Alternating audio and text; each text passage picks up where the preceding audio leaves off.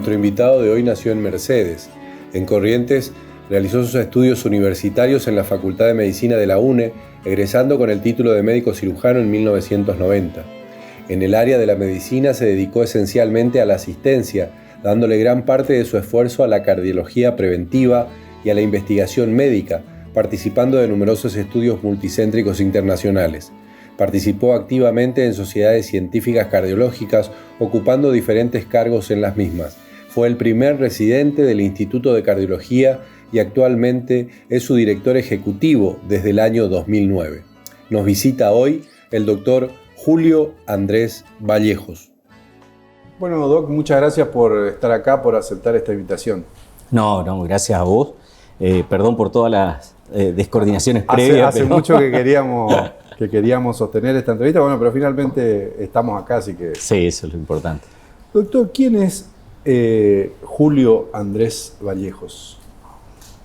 Y bueno, vos sabés que yo creo que si vos preguntás así, yo no puedo dejar de decir en primer lugar cuál fue mi origen, digamos.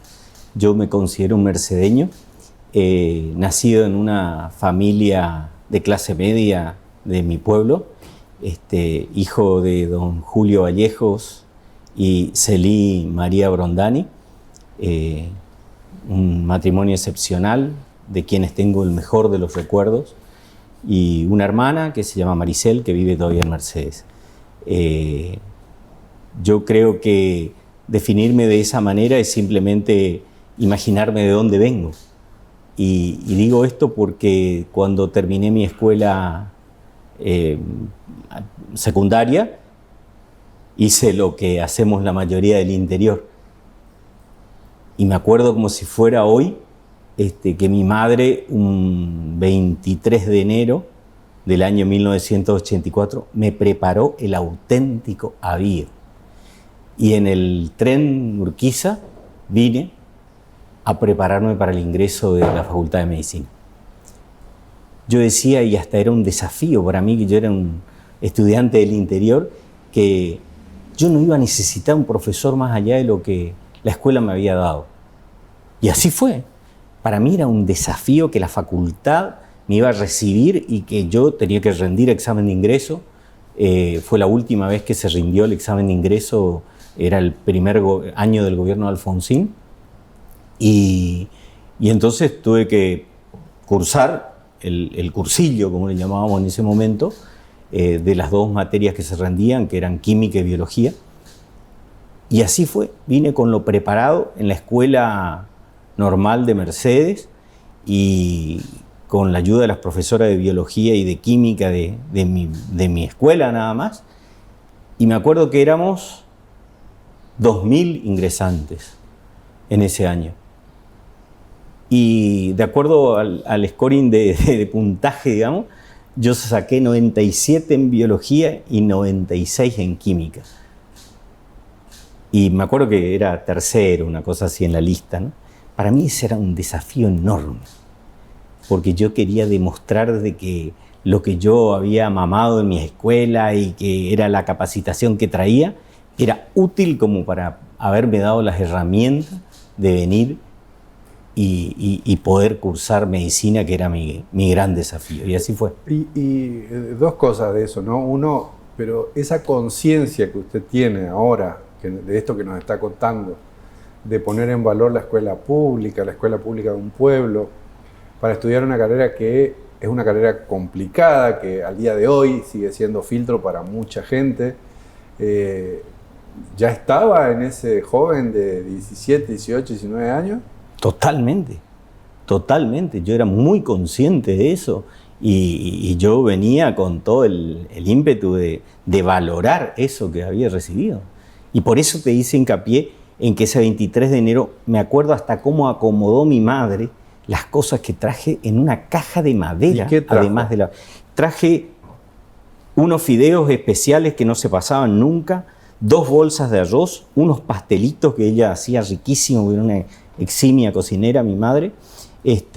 Después ella me puso un montón de latas, de no sé, conservas y todo eso. Todo eso venía dentro de una caja de madera bastante Ahora, ¿eso grande. para quedarse unos días acá? No, era porque yo venía, de hecho, no me fui hasta abril a Mercedes, Okay. que era la época después de haber rendido el examen, digamos, el examen de ingreso era fines de marzo y en abril me volví. ¿Acá tenía parientes o era solo también? No tenía nadie. No tenía nadie. De hecho, en realidad vine a la casa de un amigo inicialmente por la calle San Martín a vivir a un departamento durante esa etapa del cursillo y después me fui a una pensión. Y de hecho, toda mi carrera yo cursé en 2 pensiones diferentes. En una primero ahí cerca de la Facultad de Medicina, por la calle Moreno, y después por otra de la calle Belgrano, al 207. Donde siempre me llevé muy bien con los chicos que compartíamos el lugar y con las personas dueñas del lugar. Y bueno, y casi toda mi carrera encima, yo terminé segundo año y en segundo año bioquímica era una materia que para mí la llevaba de taquito porque tenía muy buena preparación del ingreso y entonces eso me había dado mucha base. Y rendí el concurso y salí seleccionado como auxiliar de docencia y con eso me pagaban un pequeño sueldo.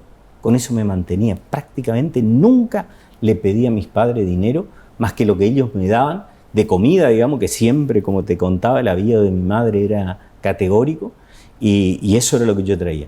Y vivía con eso. Usted pone que fue el primer residente, o uno de los primeros o el primer residente del Instituto de Cardiología cuando había que pasar ya a una segunda instancia del aprendizaje, ¿no? ¿Y cuál fue esa experiencia en la residencia de un instituto que después vamos a hablar porque empieza como primer residente y termina dirigiéndolo, digamos, ¿no? Pero esa primera experiencia, ¿qué fue? La de la residencia en el instituto. Sí, eso fue un gran desafío. Terminé la carrera y de hecho yo desde cuarto año hacía guardia en la unidad coronaria del Hospital Escuela. Y entonces para mí la cardiología era un desafío. Y si vos me preguntás por qué eligió cardiología, por otro desafío. Porque cuando uno estudia medicina, y esto lo pueden decir cualquiera de mis colegas, y sobre todo fisiología, que es una materia clave en la enseñanza de medicina, llega el capítulo de cardiología y ahí está electrocardiografía. El electro es tremendamente difícil para un estudiante de medicina. Es decir, aprender con las pocas herramientas que uno conoce de física, digamos, que es lo que se aplica en matemática, que es lo que se aplica al electrocardiograma, era bastante difícil. Y vos sabés que para mí eso era una cosa que yo no iba a aceptar, poder mirar un electrocardiograma, pero esas cosas de la vida, hay un montón de cosas que no las sé y no me pasa eso, pero el electrocardiograma, tal vez por lo que significa el infarto, por lo que significa la cercanía con la muerte, capaz, digo yo, uno analizando, ¿no? ¿Por qué eso fue lo que dije? Yo no voy a poder soportar mirar un electrocardiograma y no saber qué tiene una persona que tiene dolor de pecho. ¿Será que es un infarto o no? ¿El electro permite saber eso? Sí, totalmente. Y entonces usted tenía algún familiar, algún amigo que se murió con un problema coronario y que eso era lo que lo ponía en esa situación, ¿o no? No, tal vez que mi padrino era cardiólogo, pero no viví con él, era un hermano de mi mamá que trabajaba en Paso de los Libres y él se especializó en cardiología, él estudió en la Universidad de Córdoba, después se fue a San Pablo, al INCOR de Brasil, donde también estuvo el doctor Reinaldo Badaraco,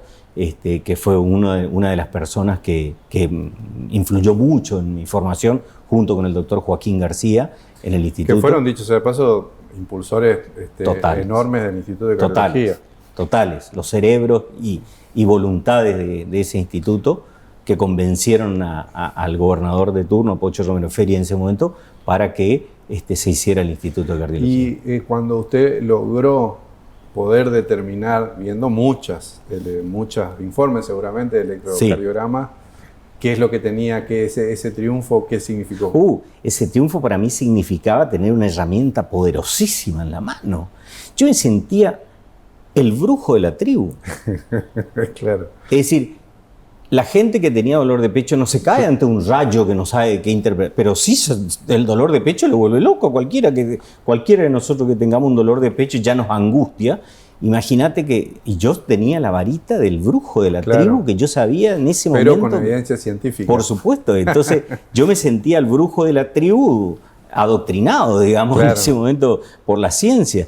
Y entonces para mí eso era una cosa enorme, un desafío brutal. Y entonces Esto yo lo fui aplicando en cuarto, quinto, sexto año, que me iba todos los lunes a hacer guardia a la unidad coronaria del Hospital Escuela y hacía toda la tarea pesada de la unidad coronaria de la escuela, es decir, porque tenía que llevar a los pacientes en camilla, tenía que llevarlo a silla de ruedas, sacarle sangre, hacerle los electrocardiogramas, hacerle la placa, con los elementos que había en ese momento, que no eran muchos. Claro. Pero eso me influyó enormemente. Bueno, y usted hizo enormes esfuerzos para también destacarse en esto, que es ahora es un boom, digamos, que tiene que ver con la cardiología preventiva.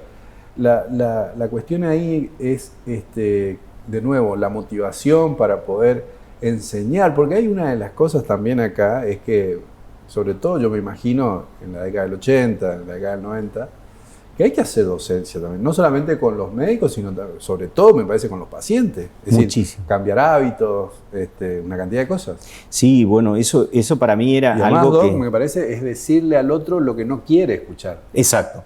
Yo diría que es decirle al otro lo que sabe que debe hacer, pero que no lo hace. Claro. Entonces uno tiene que usar un arma de persuasión distinta, digamos, que creo que es donde estamos llevando los médicos, es el gran desafío de la cardiología preventiva. Yo creo que realmente esto de la cardiología preventiva tenía mucho que ver con la docencia y con esa capacidad de tratar de transmitirle a la gente esto que vos estás diciendo, esos conceptos de convencer de por qué había que prevenir más que curar. Claro. Y que había que adelantarse y que en el término del corazón, cuando la herida está instalada, digamos, por decirlo de alguna manera, es tener un tiro en el ala. Claro. Entonces yo decía, no, bueno, tenemos que tratar de evitar que cuanto menos gente caiga en eso, le estaríamos haciendo el mayor beneficio. Y para mí eso tenía dos enfoques fundamentalmente. Un enfoque individual, digamos, que era trabajar con el paciente que se sienta en el consultorio y que se viene a hacer un chequeo, que quiere saber cómo está el colesterol, cómo está la presión, cómo está su peso, cómo están los otros parámetros de riesgo, ¿no? Y entonces, bueno, eso era un enfoque individual, le puede cambiar la historia a ese.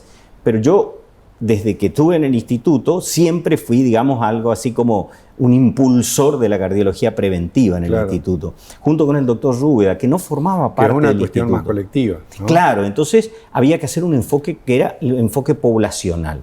Y en eso creo que fue fundamental mi rol dentro de la institución para lograr que los medios de comunicación como ustedes, de los cuales tengo muchísimos amigos gracias a eso, se hicieran eco de todo esto que uno quería hacerle llegar a la gente.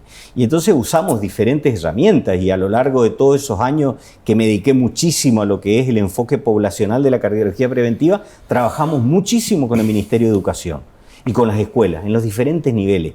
Y un hecho que era muy ponderable en la década del 90, que fue cuando trabajamos con esto, eran las marchas aeróbicas, que era la idea de transmitirle a la gente que el movimiento era saludable. Claro. Y entonces convencerla a través de un hecho que era un hecho puntual, un día, no era que nosotros nos comprometíamos todos los días a hacer actividad física a la gente, sino que era un hecho muy fuerte que tenía que, digamos, no solamente ser positivo el día de la marcha aeróbica, sino toda esa preparación que hacíamos que la gente se motive como para ir y que a partir de ese momento se entusiasme con eso. Uno viendo toda esta trayectoria que tienen ustedes y que tiene la institución, no puede despegar cosas que han sucedido a lo largo del tiempo ahí, que por ejemplo en el caso suyo, que ha participado de numerosos estudios multicéntricos internacionales, porque la mirada del instituto también es una mirada así internacional, digamos, es un centro de referencia, no solamente aquí, sino también afuera. Entonces, ¿cuál es alguna de todas esas investigaciones que usted considera que es particularmente impactante y significativa para su carrera y que pudo aplicar para beneficio de la sociedad? Yo creo que hay dos que fueron fundamentales. Uno, el desarrollo de un fármaco para la obesidad, que era el Rimonabant, que fue una droga que luego de haber entrado en el mercado, digamos, al poco tiempo se la tuvo que sacar, porque era una droga que actuaba a nivel del cerebro, produciendo, digamos, displacer por comer. Es decir, a la gente no le genera, la gente come por placer. Claro. Y entonces esa droga lo que hacía era bloquear el centro que le generaba placer a la gente por comer. Y entonces era importantísimo porque de golpe le sacábamos la motivación por la cual mucha gente que tiene obesidad come. Y entonces era un mecanismo sumamente interesante. Y nosotros participamos desde los estudios de las fases iniciales de ese fármaco. Y fíjate vos lo importante, y por qué dije lo trascendente de esta droga. Porque nosotros en el instituto siempre hicimos investigación así a nivel internacional. De hecho, participábamos de estos ensayos clínicos, y el comité que monitorea los estudios dentro del propio instituto, aparte de todos los comités nacionales e internacionales que van supervisando si la investigación va dentro de canales éticos admisibles, porque se trata de investigación en seres humanos, o sea, está sumamente asegurado. El primer comité que fue, digamos, categórico para aconsejar la suspensión del estudio en los pacientes que estaban participando en nuestra institución fue el Comité de Docencia del Instituto de Cardiología, que en ese caso actuaba como comité de ética. Claro. Es decir, ellos en realidad era un comité de investigación que supervisaba las investigaciones sin llegar a tener el rango de un comité de ética. Y entonces ese comité, dada la cantidad de eventos adversos que empezaron a surgir luego de que la droga ya estaba en el comercio, empezaron por cuestiones de seguridad, un laboratorio muy serio, y reportaba los eventos. La gente empezó a tener no solamente displacer por comer, sino empezaron a tener displacer por vivir. Claro. Y entonces empezaron a haber ideas suicidas. De hecho, empezó a haber suicidios dentro de los pacientes que tomaban el fármaco, y entonces las autoridades de salud, luego que empezaron a reportar acá en Alemania, en Estados Unidos, en Australia, en diferentes partes del mundo, empezaron a ver que empezaba a haber con mayor frecuencia que en lo esperable esa idea de ideación suicida. Y entonces retiraron la droga del mercado. Fíjate esto para contar el impacto que puede tener una investigación médica bien hecha, con toda la supervisión. Esa es una. Y la otra yo creo que es un ícono en la investigación, que fue el estudio de ivermectina durante el COVID. Claro. Eso para nosotros fue una cosa tremendamente importante, porque lo hemos organizado todo desde el Instituto de Cardiología con el apoyo incondicional del Ministerio de Salud Pública. ¿Dónde está eso ahora? ¿En qué estadio está esa investigación? Terminada. La investigación fue terminada.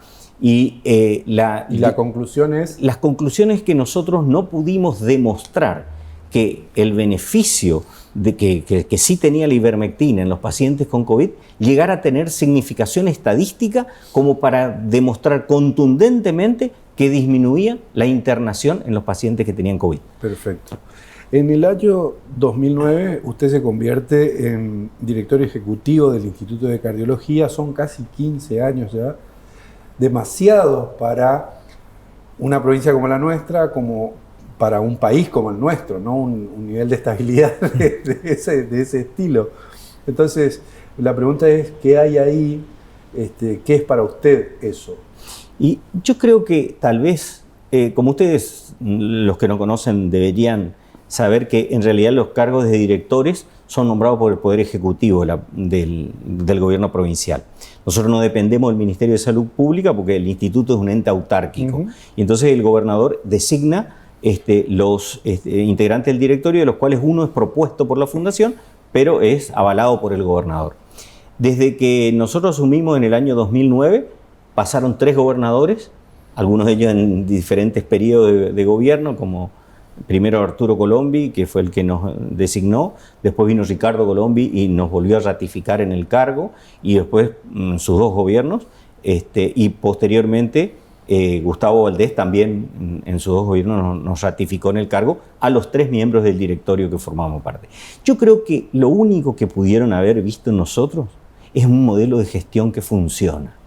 Y esto es lo que tal vez sería un buen mensaje para dejarle a la gente, no porque seamos nosotros, por Dios, nada que ver, solamente para tratar de entender lo que los argentinos están pidiendo a gritos. Claro, claro. Que las políticas sean políticas de Estado, que no sean políticas Por eso de gobierno. no es inocente la mención que le hice de la estabilidad en una provincia como la nuestra y en un país como el nuestro. Pero además, lo que usted dice, ya vamos a volver a ese punto, porque ¿Qué es lo que pasó también en el último tiempo en el instituto y que abona todo esto que venimos hablando, ¿no? Y que es una forma de hacer?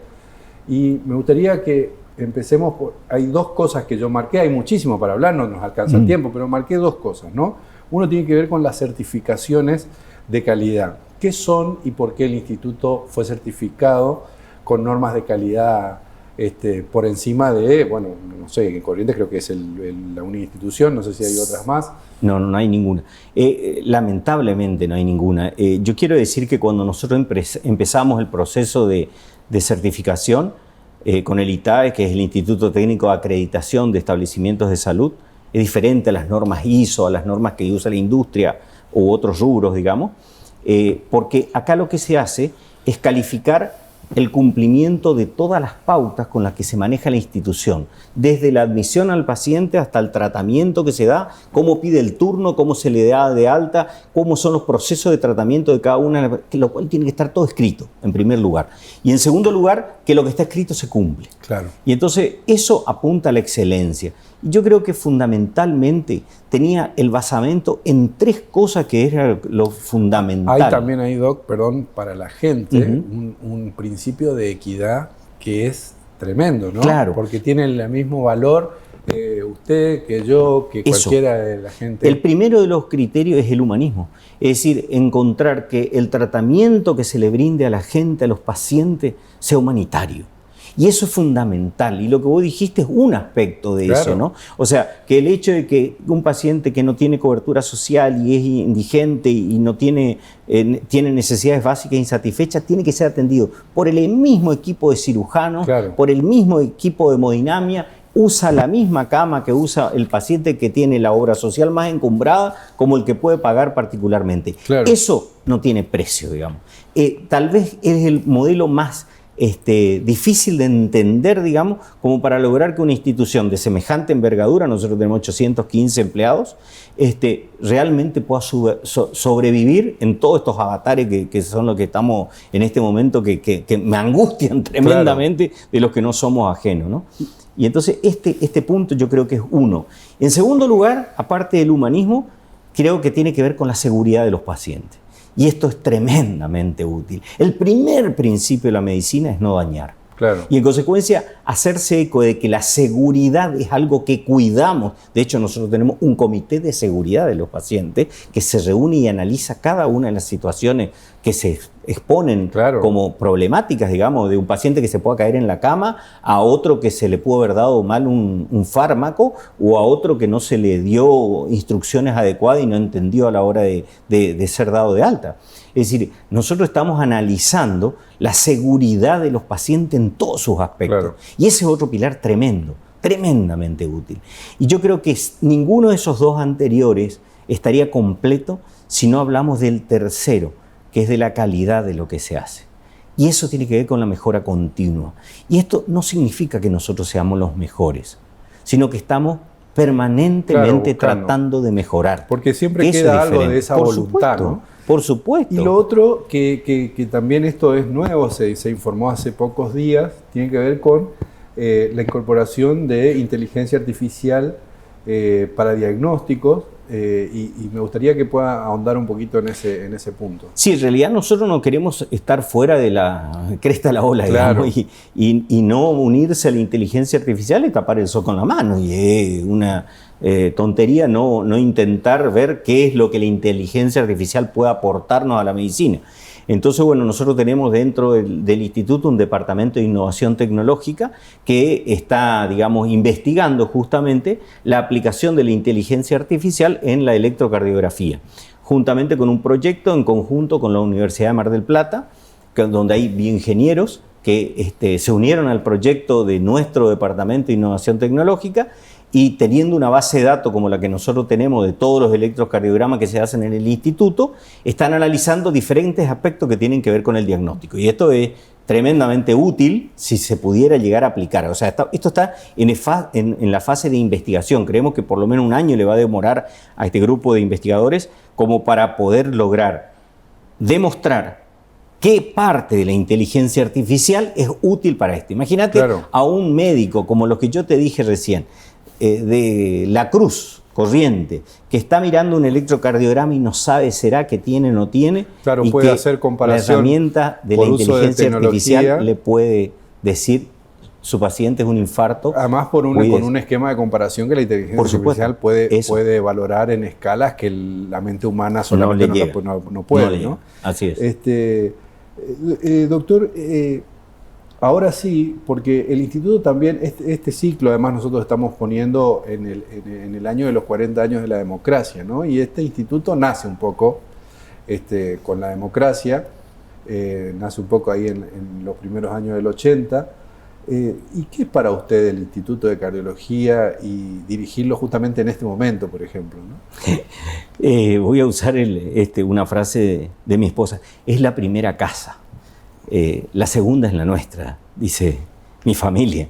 Creo que un poco exagerado el concepto, pero de alguna manera quienes formamos parte de esta institución y que en este momento nos toca dirigir, creemos que nosotros estamos latiendo al ritmo del Instituto de Cardiología. Y creo que eso tiene que ver. Hoy hablaba con la jefa de la unidad coronaria por otro problema y decíamos, pareciera que los de nuestra generación somos distintos. Y hasta el romanticismo que tenemos por la medicina es distinto a lo de las nuevas generaciones.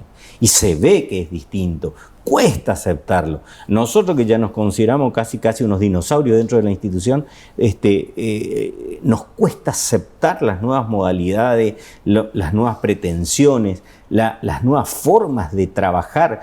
Tal vez el compromiso distinto, yo no los voy a juzgar como buenos o malos, sino el compromiso distinto que tienen las nuevas generaciones de lo que teníamos nosotros. Y esto lo aprendimos clarito, y esto siempre yo le tengo como una gran referente a una profesora que vino a dar una charla una vez de recursos humanos que nos habló sobre las diferencias generacionales. Y realmente para mí es clave, digamos, poder distinguir la diferencia en el mundo cotidiano de los diferentes enfoques que tienen las generaciones que conviven en el mundo laboral. Y lo difícil que es entender desde los baby boomers hasta la generación X, que me considero yo, a los millennials y los que siguen, son distintos, totalmente distintos. Y guiar ahí, ¿no? Más difícil todavía. Más difícil, porque ponía el ejemplo Paula Molinari, que es la profesora a la que hacía referencia, decía, si a ustedes se les ocurre hacer una sucursal del Instituto de Cardiología en los Esteros de Liberá, y le llaman a un baby boomers un poquito más grande que nosotros y le dicen, mirá, vos sabés que es bueno para el instituto, vamos a abrir una cosa, y pensé en vos. Primera cosa, es un honor que hayas pensado en mí. El baby boomer te responde, ¿cuándo hay que ir? Porque realmente es un honor que vos hayas pensado que yo soy capaz de dirigir eso en ese lugar, en el medio de los esteros, rodeado de carpinchos y yacaré. Le decís a uno de la generación X y te dice, qué interesante que es eso, realmente me copa, totalmente me copa. Pero hay una sola cosa que es como que mi esposa, viste que es psicóloga y entonces analizarla a los yacaré es un poco difícil y entonces voy a hablar con ella y mañana te contesto.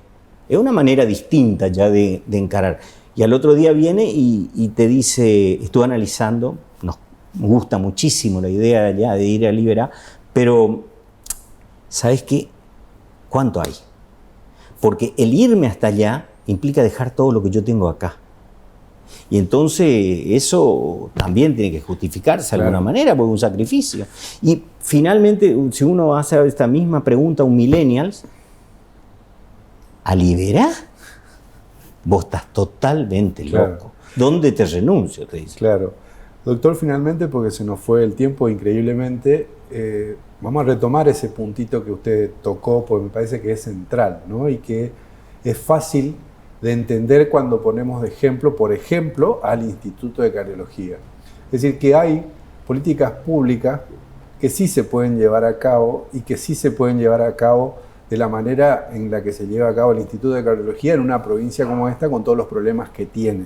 Es decir, es un modelo a replicar tal vez en las otras áreas de la vida social, en el deporte, qué sé yo, no solamente en la justicia o en el periodismo o en la política, es decir, hay un modelo ahí. Y también hay una realidad, es decir, que los correntinos valoran eso porque ven el efecto que causa positivo en la sociedad. Entonces, a la luz de todo eso, ¿qué es para usted dirigir una institución con ese nivel de prestigio y qué es lo que cree que la gente ve en ese instituto para darle ese nivel de valoración y en todo caso qué nos falta para replicar ese modelo, ¿no? Vos sabés que te tengo que contestar lo que me acabas de preguntar pensando en alguien que es demasiado importante para los argentinos y sobre todo a partir de su muerte. Cuando René Favaloro se mata, los argentinos aprendimos a valorar lo que fue Favaloro para los argentinos, para la ciencia, para la medicina en general. Y entonces yo quisiera, pero con las distancias abismales que nos separan, tal vez comparar lo que nosotros como correntinos tenemos aquí y que fuimos capaces de hacer solamente los correntinos, el Instituto de Cardiología. ¿Qué significa esto?